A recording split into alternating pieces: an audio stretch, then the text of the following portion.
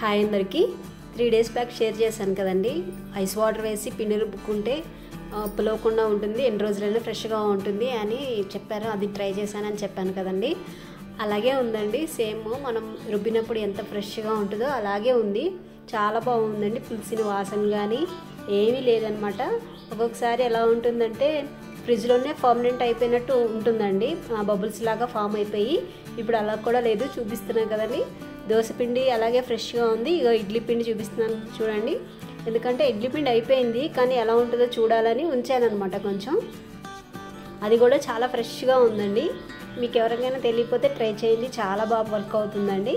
అందరూ ఇంచక్క night time మొత్తం clean చేసుకొని పడుకుంటారు కదండి. నాకైతే అలా అనిపించదు. ఆ మార్నింగ్ ఒక 1/2 hour ముందు లేస్తే సరిపోతుందిలే అన్నట్టు అనిపిస్తుంది. ఎందుకంటే నాకు మార్నింగే మొత్తం క్లీన్ చేసుకుని వంట చేసుకుంటేనే ఎంతో సాటిస్ఫాక్షన్ ఉంటుందండి. అందుకే మొత్తం అంతా కిచెన్లో సామాను అని సింక్లో పాడేసి ఇంకా ప్లాట్ఫామ్ కడిగేసి ఇంకా వంట స్టార్ట్ చేస్తాను అనమాట. ఈరోజు ఇడ్లీ పిండి కంప్లీట్ చేసేద్దామని ఇడ్లీ వేసానండి. కొంచెమే ఉంది కదా, ఒక 2 రేకులు వచ్చినాయి అనమాట. ఎలాగో సాంబార్ చేస్తున్నాను కదా సరిపోతుందని చేశానమాట. సాంబారు చేసుకునేటప్పుడు ఇలాగా కొబ్బరి, వెల్లుల్లిపాయ, కొంచెం ఏమో జీలకర్ర వేసుకుని గ్రైండ్ చేసి వేసుకోండి. మనము ఫంక్షన్స్కి వెళ్ళినప్పుడు సాంబార్ వేసుకుంటాం కదా, ముక్కల సాంబార్, ఆ టేస్ట్ వస్తుంది అనమాట అండి. చాలా బాగుంటుంది. కొబ్బరి వేయడం వల్ల కొంచెం చిక్కగా కూడా ఉంటుందండి. ట్రై చేయండి, టేస్ట్ అయితే సూపర్గా ఉంటుంది. మా ఖ్యాతికి అయితే చాలా ఇష్టం అనమాట. డ్రమ్ స్టిక్ సాంబారు పెట్టు అని ఎప్పటి నుంచో అంటుందండి. ఫీవర్ వచ్చింది కదా ఈ మధ్యన, అందుకని పెట్టట్లేదు అనమాట. సాంబార్ చేయడం కోసమే గుమ్మడికాయ కూడా తీసుకొచ్చాను. ఇప్పుడు గుమ్మడికాయ కూడా వేసాను.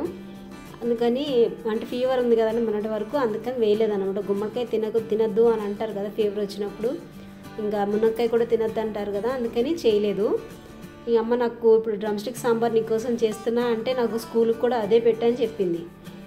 ఆ వీడియో కూడా తీసాను కానీ అది డిలీట్ చేసేసినట్టున్నానండి. లేదు, ఇంక ఇవాళ సాంబారు అరటికాయ ఫ్రై చేశానండి.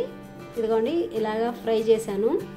ఇది ఎవరికన్నా కావాలంటే చెప్పండి. కొంచెం ఆయిల్తో చాలా పొడిగా వస్తుందన్నమాట. చాలా సింపుల్గా అయిపోతుంది, 5-10 minutesలో అయిపోతుంది అనమాట. ఇలా సాంబార్ చేసుకున్నప్పుడు, పప్పు చేసుకున్నప్పుడు సైడ్ డిష్ కింద చాలా బాగుంటుందండి. చాలా తొందరగా కూడా అయిపోతుంది. చూడండి ఎంత సాఫ్ట్గా ఉందో. ఆయిల్ కూడా ఎక్కువ పీల్చుకోదనమాట. చాలా త్వరగా అయిపోతుంది, టేస్టీగా కూడా ఉంటుంది. అరటికాయ ఫ్రై అంటే చాలామందికి ఇష్టం ఉండదు, కొంతమందికి తెలియదు కూడానండి. అంటే మా రిలేటివ్స్లో కొంతమందికి అరటికాయ వండుకుంటారని కూడా తెలియదు. నా పని అంతా అయిపోయిన తర్వాత ఒక శారీ పెయింట్ వేద్దామని కూర్చున్నానండి. ఇది మా తోటికోళ్ళదండి, రేపు పొద్దున్న కల్లా ఇచ్చేయాలన్నమాట. అందుకనే తొందరగా అయిపోయేది, ఏదైనా సింపుల్గా అయిపోయేది వేద్దామని పెట్టుకున్నా.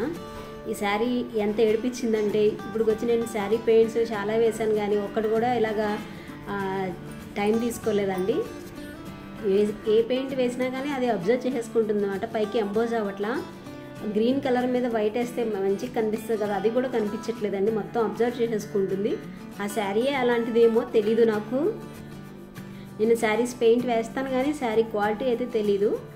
నేను ఈ శారీ అయితే నేను చార్మినార్ నుంచి 350కో ఎందుకో తీసుకొచ్చానండి. అదిగోండి చూడండి, చూడటానికి అయితే కలర్ అయితే శారీ చాలా బాగుందనమాట. ఫస్ట్ అయితే నేను ఫ్రేమ్ పెట్టి వేయట్లేదండి, తొందరగా అయిపోవాలి కదా, అందుకని టేబుల్ మేట్ ఉంటుంది కదండి, దానికి అటు ఇటు క్లిప్ పెట్టేసి ఇలా ఆకులు ఉంటాయి కదండి, దానికి రివర్స్ చేసి మనము కలర్ వేయాలన్నమాట. కలర్ వేసి దాన్ని శారీ మీద ప్రెస్ చేయాలి, మనకి ఆ ఇంప్రెషన్ వస్తుంది అనమాట. అది నేను ఇంతకుముందు కూడా నేను ఒక చున్నీకి వేసానండి, చాలా బాగుంది. ఇలా అయితే సింపుల్గా అయిపోతుంది అండ్ త్వరగా కూడా అయిపోతుంది అండ్ లుక్ కూడా చాలా బాగుంటుంది అనమాట. నేను ఒక బ్రౌన్ దాని మీద ఎల్లో వేసి చేశాను, సేమ్ ఇదే డిజైన్. మిర్రర్ పేస్ట్ చేశాను అనమాట దాని మీద. చాలా బాగా వచ్చిందండి. దీనికి కూడా అలాగే చేద్దామని చేశాను అనమాట. అస్సలు కనిపించట్లేదు అనమాట. చూడండి, మీరే చూడండి. అలాగా పెయింట్ రాసిన తర్వాత జస్ట్ రివర్స్ చేసి మనము శారీ మీద డిప్ చేయడమే, అంతే. మనం ప్రెస్ చేయడమే, డిప్ కాదు, ప్రెస్ చేయడమే. క్లాత్తో ప్రెస్ చేయడమేనండి, అంతేను. మనకి నచ్చిన షేప్లో తీసుకోవచ్చండి. కాకపోతే మనం లీవ్ తీసుకున్నది ఏంటంటే ఆకులు తీసుకుంటాం కదా, వెనకాల మనకి లైన్స్లా కనిపిస్తాయి చూడండి, అవన్నీ మంచిగా ఎంబోజ్ అయ్యేటట్టు ఉండాలన్నమాట. అలాంటి ఆకు తీసుకుంటే మనకి డిజైన్ అనేది చాలా బాగా వస్తుంది, చూడటానికి కూడా చాలా బాగుంటుందండి. ఈ శారీ మీదకి బాగలేదు కానీ నేను ఇంతకుముందు ఒకటి చున్నీ మీద వేసానని చెప్పాను కదా, అది నా దగ్గర లేదండి. ఇప్పుడు దాని మీద అయితే చాలా బాగుందనమాట. ఫ్లవర్స్తో కూడా వేసాను. ఒకవేళ వీడియో ఉంటే కనుక షేర్ చేస్తాను నెక్స్ట్ టైము. పెయింట్ రాని వాళ్ళు కూడా వేసుకోవచ్చండి ఈ డిజైను. ఓన్లీ మన దగ్గర కలర్స్, బ్రష్లు ఉంటే చాలన్నమాట. బ్రష్ లేకపోయినా పర్వాలేదు, ఏదైనా క్లాత్ మనము ఇలాగా బండిల్లా చేసుకొని దాని మీద అద్దుకుంటే సరిపోతుందండి. అంతే, చాలా స్పీడ్గా అయిపోతుంది, చాలా అందంగా కూడా ఉంటుందండి. అంటే మనం వేసుకునే ప్యాటర్న్ బట్టి చాలా అందంగా ఉంటుంది అనమాట. అదిగోండి చూడండి, ఇప్పుడు మీకు లీఫ్ పైన కనిపిస్తుంది కదండి, అలా కూడా వేసుకోవచ్చు అనమాట. లోపల ఏమో డార్క్ కలరు, బయట ఏమో లైట్ కలరు, అలా వచ్చేలా కూడా వేసుకోవచ్చు అనమాట. పెయింట్ వేసిన తర్వాత రివర్స్ చేసి ఇలాగ క్లాత్తో అద్దుతూ ఉంటే మొత్తం అంతా మంచిగా అంటుకుంటుందండి, స్ప్రెడ్ అవుతుంది అనమాట. అదిగోండి చూసినప్పుడు చూడండి ఎంత బాగా వచ్చిందో. ఆకైతే డిజైన్ అయితే బాగా వచ్చిందండి. కాకపోతే ఈ శారీ మీద అస్సలు కనిపించట్లేదు. పోనీ నేను ఏమన్నా కలరు వేరే కలరు వేద్దామని పింక్ కలర్ వేసానండి, అది కూడా కనిపించట్లేదు. పోనీ మిర్రర్ పెడితే ఏమన్నా కనిపిస్తుందేమో అని ట్రై చేశాను అనమాట, అలా కూడా కనిపించట్లేదు. అసలు ఎలా చేసినా కానీ కనిపించట్లేదు అనమాట డిజైను. అంటే కొంచెం పెద్దవాళ్ళండి, మా తోటివాళ్ళు కొంచెం పెద్ద ఆవిడ. అలాంటి వాళ్ళకి ఇలాగ కనిపించినవి వాళ్ళకి అంత నచ్చదు అనమాట. కొంచెం వాళ్ళకి కళ్ళకి ఎక్కువ అందంగా ఉంటేనే వాళ్ళకి కనిపిస్తుంది. ఇలా లైట్గా కనిపించినట్టుంటే వాళ్ళకి నచ్చదు అనమాట. చిన్నపిల్లలు అనుకోండి, వాళ్ళకి ఇష్టపడతారు, ఇలాగ బాగుంది న్యాచురల్గా ఉంది అన్నట్టు ఇష్టపడతారు. కానీ కొంచెం పెద్దవాళ్ళకి ఇవన్నీ నచ్చవు కదండి. ఇదిగోని చూడండి, డిజైన్ అయితే చాలా బాగా వచ్చింది. ఇదే కాటన్ వైట్ శారీ కానీ లేకపోతే ఎల్లో లైట్ కలర్ శారీ అయితే చాలా బాగుండేది. ఇదైతే పెయింట్ అబ్జర్వ్ చేసుకుంటుందని చెప్పాను కదండి, ఈ శారీయే టైప్ అంతే అనుకుంటా. ఇంకా రేపు ఈవినింగ్ కల్లా ఇచ్చేయాలని చెప్పాను కదండి, అందుకని కొంచెం యూట్యూబ్లో అట్లా చూస్తే ఇలాగా సింపుల్గా సేమ్ ఇలాగే కాదు, కొన్ని వీడియోలు చూసిన తర్వాత నాకు కొంచెం ఐడియా వచ్చిందనమాట. ఐడియా వచ్చి నేను ఇలాగా సింపుల్గా వేసేసాను అనమాట. చాలా సింపుల్గా, అసలు పెయింట్ రాని వాళ్ళు కూడా వేసేసుకోవచ్చు అనమాట, అంత సింపుల్గా వేస్తున్నా. ఫస్ట్ అయితే ఎల్లో కలర్ తీసుకున్నానండి, గోల్డ్ కలర్ కాదు ఇది, ఎల్లో కలరు. తర్వాత కొంచెం ఇలాగా బడ్లాగా వేసుకున్న తర్వాత, ఒక మొగ్గలాగా వేసుకున్న తర్వాత కింద నుంచి ఒక అవుట్లైన్ కింద ఇచ్చాను అనమాట అండి. అంటే మొగ్గ విచ్చుకుంటుంటే ఎలా ఉంటుంది అలాగా వేసాను అనమాట. కింద నుంచి పింక్ కలర్ వేసాను, ఇంకా బోర్డర్లా వేసేసాను అనమాట అండి. మొత్తం అంతా పళ్ళుకి కొంచెం ఎక్కువ వేసాను అనమాట, ఎక్కువ బడ్స్ వచ్చేలాగా అలా వేసాను. ఇలా శారీ ఏదైనా దేని మీద పెట్టి పెయింట్ చేసేటప్పుడు ఏం చేయాలంటే ఫస్ట్ కింద ఏమన్నా పేపర్ వేసుకోవాలండి. ఒక 2-3 లేయర్లు పేపర్ వేసుకోవాలి, ఎందుకంటే కింద మొత్తం అంతా అంటుకుపోతుంది. అందుకోసమని మళ్ళీ కింద టేబుల్ మేట్ ఉంది కదండి, అది కూడా ఖరాబ్ అవుతుంది అనమాట. పేపర్ వేసాం అనుకోండి దానికే అంటుకుంటుంది, ఆ పేపర్ తీసి పాడేయచ్చు, మనకి ఇంకెక్కువ పని ఉండదు అనమాట. అందుకోసం చెప్తున్నా. అయిపోయిన తర్వాత కొంచెం శారీ అటు ఇటు కదలకుండా ఏమన్నా క్లిప్లు 4 వైపులో పెట్టుకోండి, కదలకుండా. ఎందుకంటే మనం పెయింట్ చేసేటప్పుడు అటు ఇటు కదిలిపోతే పెయింట్ మనకు సరిగ్గా రాదు కదా, అందుకోసం. ఫ్రేమ్ ఉంటే ఫ్రేమ్కి పెట్టేసుకోండి, దానికి ఏమో పేపర్ ఏం అవసరం లేదనమాట. ఫ్రేమ్ అంటే ఏంటంటే అది తొందరగా అవ్వదు, ఇలా అనుకోండి తొందరగా అయిపోతుంది అనమాట.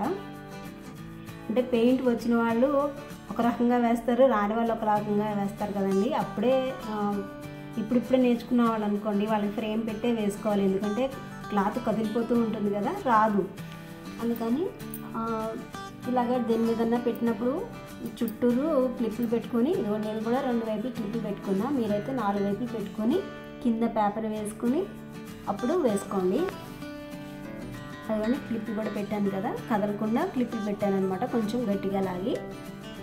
ఇదిగోండి కింద వేసాను కదండి, ఫ్లవర్స్ అన్నీ ఇలాగా వచ్చినాయి కదా, మనకి ఒక తోటలో ఉంటే ఎలా ఉంటుంది అలా వచ్చింది అనమాట. కింద బార్డర్ బాగానే వచ్చింది, కానీ మళ్ళీ గ్రీన్ కలర్కి ఒక ప్రాబ్లం వచ్చిందనమాట. ఈ గ్రీన్ కలర్ కూడా అబ్జర్వ్ చేసేసుకుంటుంది. ఒకసారి వేసిన తర్వాత మళ్ళీ ఇంకొకసారి కూడా వేసానండి, డబల్ కోట్ వేసాను. ఇందాక బడ్స్ కింద నుంచి వచ్చేలాగా వేసాను కదండి, ఇప్పుడు సైడ్కి వేస్తున్నాను అనమాట. అంటే ఎలా ఉంటుందో చూద్దామని, మీకు కూడా ఒక ఐడియా ఉంటుంది కదా, అందుకని చూపిస్తున్నాను అనమాట. 2 వేరియేషన్లు. ఇంతకుముందు కింద ఒకటే వేసాను, ఇప్పుడు పై వరకు సైడ్ నుంచి వేస్తున్నాను అనమాట షేడింగ్ అనేది. మీరు జాగ్రత్తగా అబ్జర్వ్ చేస్తే మీకు తెలుస్తుంది. ఇదిగోండి ఇవన్నీ సైడ్కి వేసాను. ఇంత ముందేమో కింద ఒకటే వేసాను అనమాట షేడింగ్, పింక్ కలర్ షేడ్. మీరు ఫస్ట్ టైం ట్రై చేస్తున్న వాళ్ళైతే డైరెక్ట్ శారీ మీద ట్రై చేయకండి, ఏదైనా వేస్ట్ పేపర్ ఉంటుంది కదా దాని మీద ట్రై చేసుకోండి. అలా అయితే మనకి పెయింట్ ఒకటే వేస్ట్ అవుతుంది, క్లాత్ వేస్ట్ అవ్వదు. వేస్ట్ క్లాత్ అయినా పర్వాలేదు. అదని చూడండి సైడ్కి వేసాను కదా, ఇప్పుడు కూడా చాలా బాగుంది కదా, ఎలా వేసుకున్నా బాగుంది. ఈ రెండు కాంబినేషన్ అయితే ఈ శారీకి బాగా సెట్ అయినాయండి. మీకు ఈ వీడియోలో లైట్గా కనిపిస్తుంది కానీ రియల్గా అయితే ఇది చాలా డార్క్ శారీ అండి, దాని మీద ఇవి చాలా బాగా కనిపిస్తున్నాయి అన్నమాట. ఈ శారీ మొత్తం 1.5 డేలో కంప్లీట్ చేశానండి. ఇదే సేమ్ పళ్ళు అండ్ బార్డర్ కింద వేసాను అనమాట. ఇదిగోండి ఎగ్జాక్ట్గా ఇలా ఉంటుంది అనమాట ఫ్లవర్స్. మీకు దగ్గరగా మొత్తం ఫినిష్ అయిన తర్వాత చూపించాను కదా, ఎలా ఉందో కామెంట్ చేసి చెప్పండి. చాలేదా